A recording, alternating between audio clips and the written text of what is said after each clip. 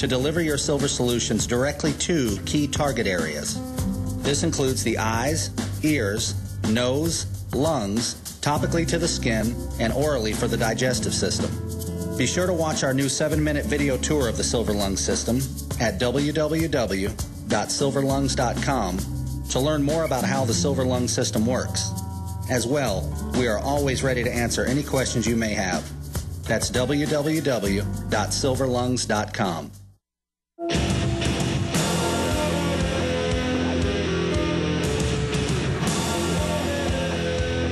We are back live. I have one correction to make. For many years on Access TV in Austin, I've watched their television show, and it's in a radio studio. Well, it's radio mics and radio headphones and looked like radio to me, and so I knew it was on in Dallas, so I was saying radio show. It's a TV show, but shot in what looks like a radio format. Find out more at lifedynamics.com. Of course, Mike Crutcher, very well known.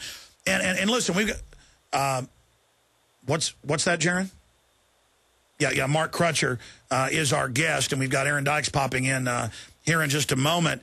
But why do I go back over eugenics so much? Why do I talk about it, even though we've got all of this news and all of this information in front of us? Why do I spend almost every day, at least 30 minutes on this? Because, ladies and gentlemen, and we got Aaron popping in a moment, we have read, it's got to be conservatively, over 100 books written by them. And these are the heads of the UN, the heads of UNESCO, you know, the IMF chiefs, the British royalty, the Dutch royalty, the mainstream news articles about how they have secret meetings and it's about population reduction. This is what they're obsessed with. This is what governs what they're doing. This is why they're coming out with vaccines that sterilize you whether you like it or not. This is why they're putting things in the GMO crops that are engineered in every major study to sterilize rodents, having the same effect on humans. Cancer doubling the last decade. Diabetes doubling. This is a big deal. This is a lot more important than Dancing with the Stars. And going back to our guest, I mean, look at this news that I've got here today. Beckham's a bad example for families. With a 4th child, the couple have joined the ranks of the irresponsible population experts say. And then meanwhile, Ted Turner has 5 kids, all these big houses. Al Gore's got all, you know, this giant carbon footprint. The British royal family, their own trains, jets, yachts. The Rothschilds pushing this.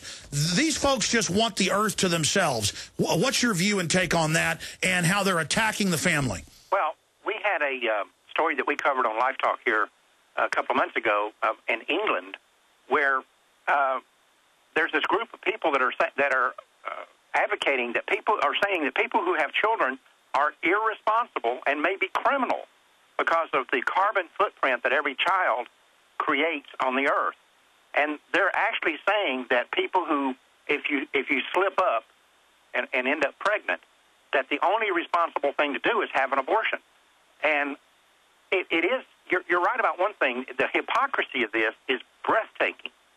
Because you have these hypocrites like Al Gore coming out here talking about the carbon footprint, while he has a personal carbon footprint that's as much as some small town. And yet no one calls him to task for that. And it goes back to what I said earlier. These people, what I call the moneyed elite in this world, they consider the earth their playground. And the rest of us are just allowed here as we provide services, and we're kind of the servile class. And whatever we can do to support them is fine, and we're tolerated to that extent. But beyond that, like I said, this is the earth belongs to them.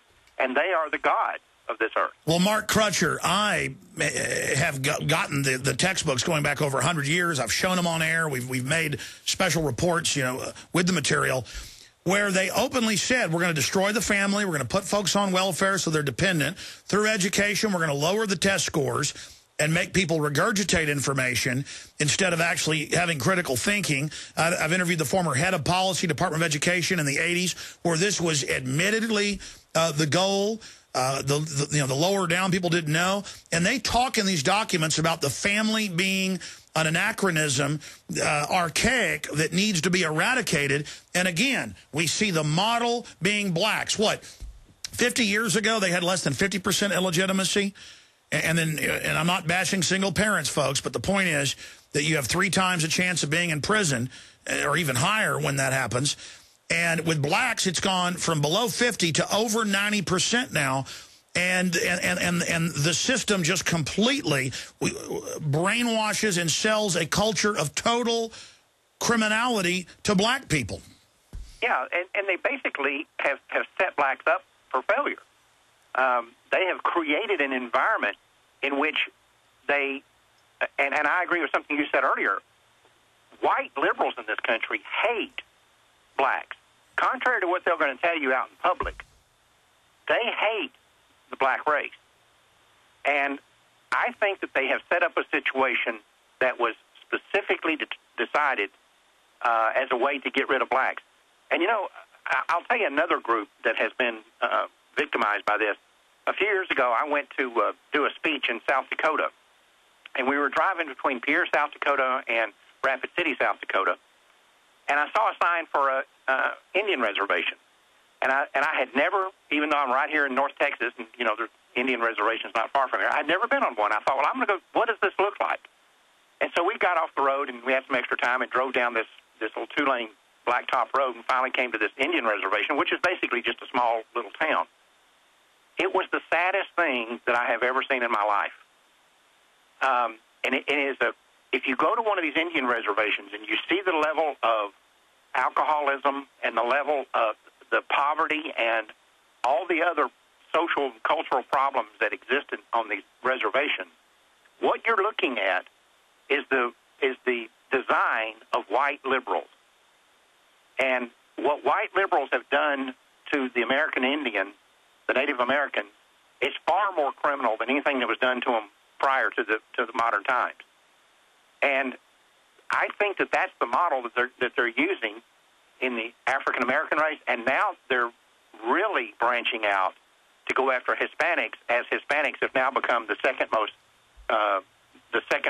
populous race in America. And Mark, let me stop you there. In my film Endgame, Blueprint for Global Enslavement, that is an excellent complementary film to Maafa 21, Black Genocide in the 21st Century, we have a clip from a Texas legislative meeting with the head of the state of Texas Psychiatry Board being questioned by the representatives, and they say, why are 68% of foster children on an average of 7 psychotropic drugs? And he says they have bad gene pools. And that's what CPS says when they come take poor white children, black children, Hispanic, statistically to situations 5 times more dangerous than home, but with no oversight over government. And he went on to say that they basically are defective humans. Eugenics is their operating mode. And if you talk to a, quote, white liberal and say, we need to stop aborting all these black people, they say, are you going to adopt these blacks? When statistics show there are folks that want to adopt the blacks. In fact, more people want to adopt than there are even blacks being killed. Then they have black liberal groups come out and block whites or Hispanics adopting blacks, and that's being foundation funded by the eugenicists. They want those blacks dead. So it is racism to want to save black babies, and God forbid raise them with whites, because then that would unify people instead of folks being against each other. This is so diabolical. Well, let me tell you, as we were doing Maafa 21, and as you know, in doing something like this, a lot of times some of the best stuff winds up on the cutting room floor. And I can tell you that you start picking up on trends and attitudes and things. And it became crystal clear to me that since the beginning of this eugenics movement that started, like I said, right before the end of slavery in America, this moneyed elite in the world has consciously tried to keep black people and white people and Hispanic people fighting with each other. Because as long as we were fighting with each other, we weren't seeing what the government was doing and what the moneyed elite were doing. And they had a vested interest in keeping us all at each other's throat. And I think the hope for all of this is when whites and blacks and Hispanics start talking to each other and saying, you know, wait a minute, something's not right here. I wasn't born hating you. Where did this all come from? And I'm telling you, I don't know how much studying you've done on the Third Reich, but one of the tricks that Hitler used was to keep all his top people fighting with each other, because Hitler was scared to death that if these people don't hate each other, they'll eventually join forces and come after me. No, he would play them off against each other. Absolutely. He made sure everybody there hated everybody else and didn't trust them. And in a sense, that's what the moneyed elite in this world has been doing for the last 150 years. They've been trying to make sure that black people and white people and now Hispanic people don't trust each other, hate each other, and don't speak to each other. And well, that's called divide and conquer. Absolutely. And then all the leadership of the groups that represent the white groups, the black groups, the Hispanic groups, the Asian groups, you track them back to the very same Rockefeller, Carnegie, Bill and Melinda Gates foundations, where the leaders are funded by them, and so they will then do whatever the leaders say, even though they're eugenicist operatives. That's why a liberal black person will defend, and so will a white, more than half of blacks never being born, because that's now a liberal sacrament, and you are a racist for not wanting black people dead. That's it in a nutshell. And, of course, it makes no sense, but they know through tribalism, through divide and conquer, that's exactly what's going on. Mark, I want to bring Aaron Dykes in here, one of our great researchers at Infowars.com in a moment, but what are some of the other facets of Maafa 21 that people need to understand, and why is it important this film be shown? Well, first off, I think one of the most, and you know, Alex, I've always thought when you do a project like this, when you're doing research, if you don't learn as much as you eventually teach, then it was a failure. And I can tell you that I learned things in doing Maafa 21 that I never knew before. I've been in the pro-life movement for 30 years, and there were things about it that I didn't know that I found out. One of those was that the original groups in America who were opposed to abortion were not the Catholic Church or any of the pro-life groups that we all know so well today. It was actually the Black Panthers, the Nation of Islam. It was the radical 60s civil rights groups who saw, this was before abortion was legalized, but they saw that white liberals pushing for the legalization of abortion was an instrument that was going to be used to wipe out the black race. They saw that clearly. And we need to understand this is part of this thing of keeping us all divided.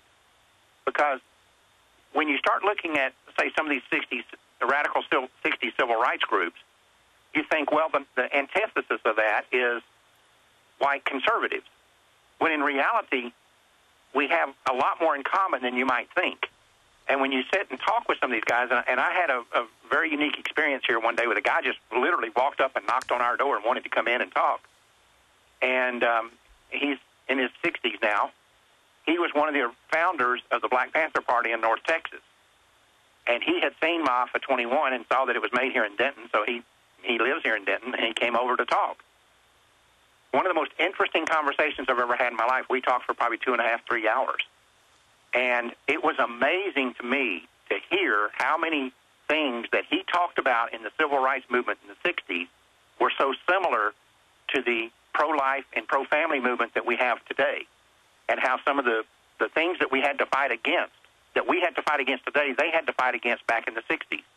It was the exact same phenomenon, and they were treated the same way by the government. They were treated the same way by the media.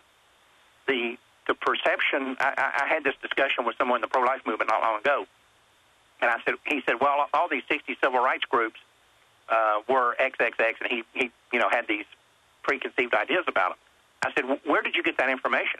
I said, who gave you that particular view of these groups? And he said, well, it's just what I read and heard. I said, so the media gave it to you? And he said, well, yeah, I guess so. And I said, what do you think the perception is among people today in America of the pro-life movement? And where do you think they got that perception? The media gave it to them. Well, let me expand. They also promote counterfeits, just like true constitutionalists founded the Tea Party in support of Ron Paul 4 years ago. The Republican Party 2 years ago openly came in, co-opted the name, and tried to take it over. It's the same thing. They do this every time. Absolutely.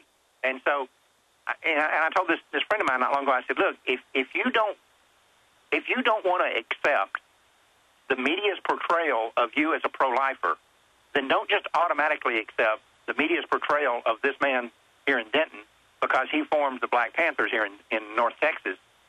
And the perception that you have of him came from the same people who you now say are liars about the pro-life movement. It's the same group of people. Well, also, they take unstable people from all these groups and then give them attention. And just like a lot of black leaders that are radical turn out to be closet feds, most white supremacists like Hal Turner and others turn out to be feds. It's all part of their divide and conquer strategy.